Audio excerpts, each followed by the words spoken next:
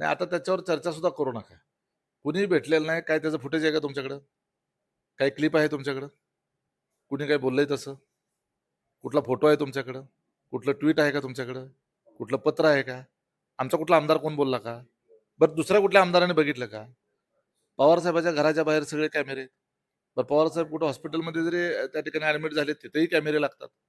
आणि 22-22 आमदार म्हणजे एखादा आमदार कुठे भेटला असेल इकडे-तिकडे कार्यक्रमात, तर ते सुद्धा लपून राहत नाही. 22 आमदार भेटले म्हणून अशा बातम्या ह्या पूर्ण खोट्या निराधार बातम्या आहेत. त्याच्यामध्ये काही तथ्य नाही. झाली आहे. अजिबात तसं काही झालेलं नाही. कोर कमिटीची बैठकीचं काही अधिसूचना पत्र काय काढलं होतं का? तुमच्याकडे काही पत्र आहे, की अशी-अशी कोर कमिटीची बैठक होणार होती? आहे? आम्ही कुणाही सांगितलं होतं असं, की अशी-अशी आज बैठक आहे आणि पुन्हा ती रद्द झाली. असं काही झालंय? त्यामुळे ह्या बातम्या फक्त पेरल्या जात आहेत असं आमचं मत आहे. असं काही घडलेलं नाही.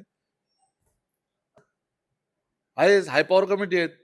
उलट ते लोकं डिसाईड करणार, कुणाला घ्यायचं कार्यकारिणीत आणि कुणाला काढायचं. वर्किंग कमिटी म्हणजे सगळ्यात अपेक्स बॉडी असते, अपेक्स कमिटी असते. बांद्रा त्या संदर्भामधली जी काही माहिती आहे, ती सखोल माहिती आम्ही घेऊ. त्याच्यामध्ये योग्य ती कायदेशीर पद्धतीनं प्रत्यक्षदर्शी त्या ठिकाणी उपलब्ध असलेले जे काही फुटेज वगैरे आहे, हे तपासून त्या ठिकाणी बघावं लागेल.